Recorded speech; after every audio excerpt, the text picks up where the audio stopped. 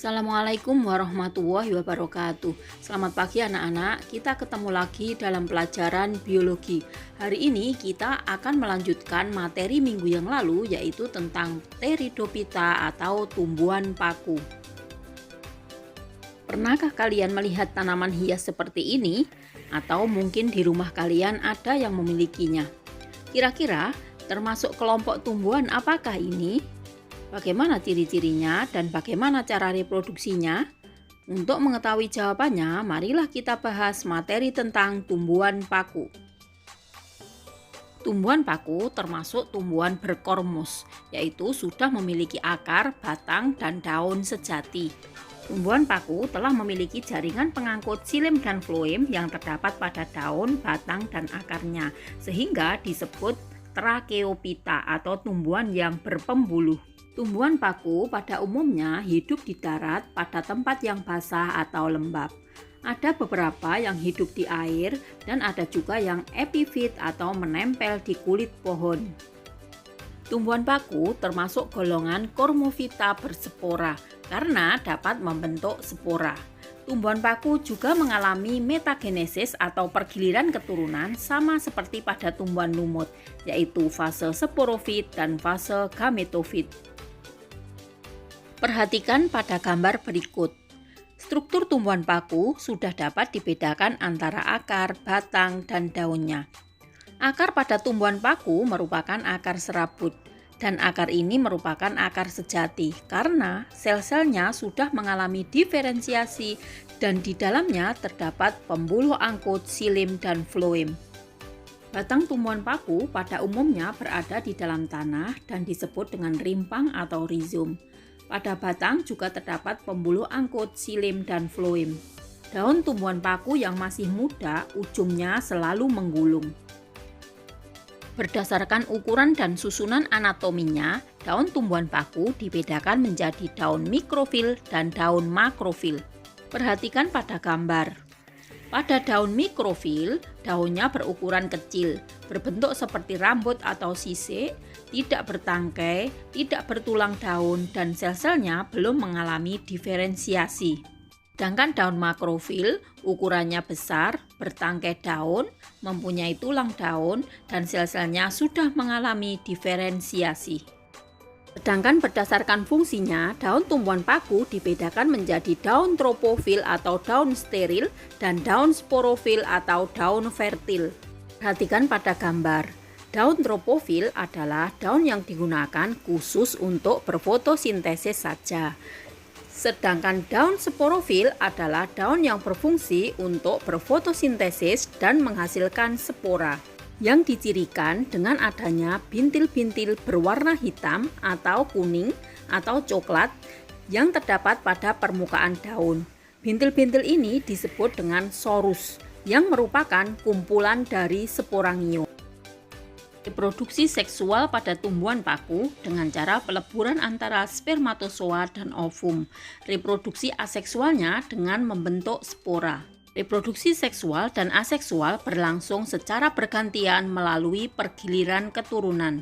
Selain menggunakan spora, beberapa jenis tumbuhan paku bereproduksi aseksual dengan cara misalnya dengan umbi batang, contohnya pada Marsilea crenata, dengan tunas pada tepi daun, misalnya pada Asplenium bulbiferum, dan tunas akar misalnya pada Ophioglossum sp, dan fragmentasi misalnya pada Triopteris rigida.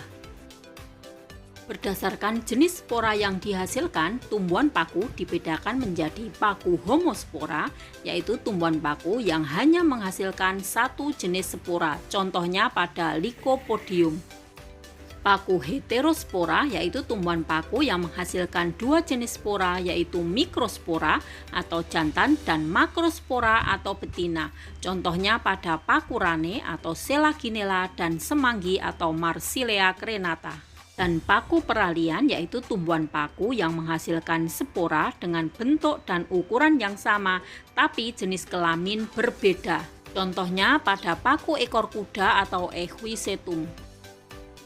Perhatikan skema metagenesis tumbuhan paku homospora yang menghasilkan satu jenis spora. Spora haploid yang jatuh di tempat yang lembab akan berkecambah membentuk protalium yang merupakan gametofit yang akan menghasilkan gamet jantan atau antheridium dan gamet betina atau archegonium. Antheridium akan menghasilkan spermatozoa dan archegonium akan menghasilkan ovum. Kemudian terjadi fertilisasi antara spermatozoa dan ovum, akan terbentuk sigot diploid. Sigot akan tumbuh menjadi tumbuhan paku homospora yang merupakan generasi sporofit yang akan menghasilkan sporofil yaitu pada daunnya, dan nanti sporofil akan menghasilkan sporangium dan sporangium akan menghasilkan spora. Pada metagenesis tumbuhan paku, fase dominannya adalah sporofit, sedangkan gametofitnya berumur pendek. Sekarang perhatikan skema metagenesis tumbuhan paku heterospora yang menghasilkan dua jenis spora yang berlainan, yaitu mikrospora yang berkelamin jantan dan makrospora yang berkelamin betina. Mikrospora jika jatuh di tempat yang lembab akan tumbuh menjadi mikroprotalium dan makrospora akan tumbuh menjadi makroprotalium. Mikroprotalium akan menghasilkan antheridium dan makroprotalium akan menghasilkan archegonium. Antheridium akan menghasilkan spermatozoa dan archegonium akan menghasilkan sel telur. Kemudian terjadi fertilisasi antara spermatozoa dan sel telur, terbentuk sigot diploid. Sigot akan tumbuh menjadi tumbuhan paku. Tumbuhan paku akan menghasilkan mikrosporofil dan makrosporofil. Mikrosporofil akan menghasilkan mikrosporangium dan makrosporofil akan menghasilkan makrosporangium. Mikrosporangium akan menghasilkan sel induk mikrospora dan makrosporangium akan menghasilkan sel induk makrospora. Induk mikrospora diploid akan mengalami pembelahan meiosis menjadi mikrospora haploid dan sel induk makrospora diploid akan mengalami pembelahan meiosis membentuk makrospora haploid. Yang terakhir adalah metagenesis tumbuhan paku peralian, yaitu peralian antara homospora dan heterospora yang menghasilkan spora dengan bentuk dan ukuran yang sama, tetapi jenis kelaminnya berbeda, yaitu jantan dan betina. Spora haploid jika jatuh di tempat yang lembab akan tumbuh menjadi protalium jantan dan protalium betina. Protalium jantan akan menghasilkan antheridium dan protalium betina akan menghasilkan archegonium. Antheridium akan menghasilkan spermatozoa dan archegonium akan menghasilkan sel telur. Terjadi fertilisasi antara spermatozoa dan sel telur, akan terbentuk sigot diploid. Sigot akan tumbuh menjadi tumbuhan paku dan tumbuhan paku akan menghasilkan sporofil dan sporofil akan menghasilkan sporangium. Sporangium akan menghasilkan spora. Berdasarkan sifat morfologi tubuhnya, tumbuhan paku dibedakan menjadi 4 kelas. Yang pertama yaitu Psilopetinae atau paku purba, yang kedua Lycopodinae atau paku kawat, yang ketiga Equisetae atau paku ekor kuda, dan yang keempat adalah Felicinae atau paku sejati. Yang pertama, Psilopetinae atau paku purba. Disebut paku purba karena merupakan tumbuhan paku yang paling sederhana dan sebagian besar sudah punah, hanya tinggal beberapa jenis saja yang masih hidup. Tumbuhan paku ini hidup di daerah tropis dan subtropis. Tumbuhan paku ini mempunyai batang bercabang dikotom dan pada batang tersebut tumbuh daun-daun kecil berbentuk sisik. Batang tumbuhan paku ini mengandung klorofil. Sporangiumnya terletak di ketiak daun atau disebut dengan sinangium. Contoh yang terkenal yaitu Psilotum nudum. Ini adalah gambar dari paku purba Psilotum nudum. Kedua, Lycopodinae atau paku kawat. Paku kawat banyak tumbuh di hutan tropis dan subtropis, menempel di pohon atau hidup bebas di tanah. Tumbuhan paku ini, batang dan akar bercabang-cabang menggarpu. Batangnya bersifat kaku seperti kawat sehingga disebut dengan paku kawat. Daunnya termasuk daun mikrofil karena berukuran kecil seperti sisik, tidak bertangkai, dan tersebar pada batang. Sporangiumnya berkumpul pada ujung batang membentuk strobilus yang berbentuk seperti kerucut.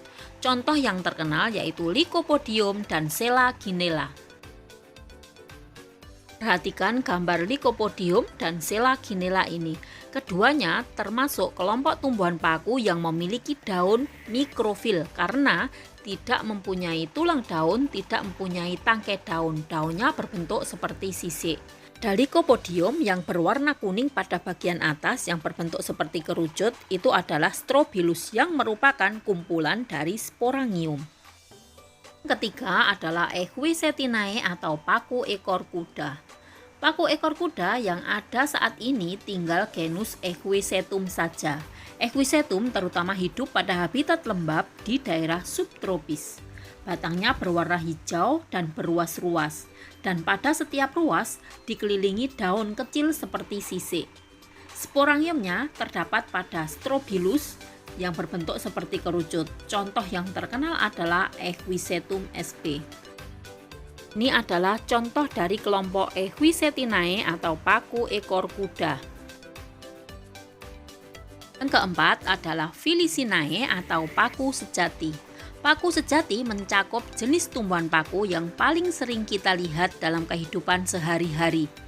Hidupnya di tempat teduh dan lembab di daerah tropis dan subtropis. Daunnya termasuk daun makrofil karena berukuran besar dan memiliki tulang daun. Daun yang masih muda biasanya menggulung pada bagian ujungnya. Batangnya dapat berupa rizoma atau stolon. Sporangiumnya tersusun dalam bentuk sorus yang terletak pada permukaan daun. Berdasarkan lingkungan hidupnya, paku sejati dibagi menjadi 3 yaitu paku darat, paku air, dan paku epifit. Ini adalah beberapa contoh yang termasuk Felicinae atau paku sejati. Yang termasuk paku darat, contohnya adalah Suplir atau Adiantum sp dan Dryopteris. Yang termasuk paku air antara lain Azolla pinnata dan Semanggi atau Marsilea crenata. Contoh yang epifit yang menempel pada batang pohon antara lain paku sarang burung atau Asplenium nidus, dan paku tanduk rusa atau Platycerium bifurcatum. Tumbuhan paku memiliki banyak peranan dalam kehidupan, antara lain yang pertama sebagai tanaman hias, contohnya adalah suplir dan paku tanduk rusa. Yang kedua adalah sebagai sayuran, contohnya adalah semanggi atau Marsilea crenata. Yang ketiga dapat digunakan untuk obat-obatan, contohnya adalah paku kawat dan paku ekor kuda. Yang keempat untuk pupuk hijau, contohnya adalah Azolla pinnata yang bersimbiosis dengan Anabaena azolae yaitu cyanobacteria yang dapat mengikat nitrogen bebas di udara. Yang kelima dapat digunakan untuk tiang bangunan, contohnya adalah paku tiang atau Alsopila glauca. Yang keenam, untuk alat penggosok dan pembersih yaitu pada epidermis paku ekor kuda. Nah, anak-anak, telah kita bahas materi tentang tumbuhan paku. Semoga kalian semua sudah paham. Terima kasih. Wassalamualaikum warahmatullahi wabarakatuh.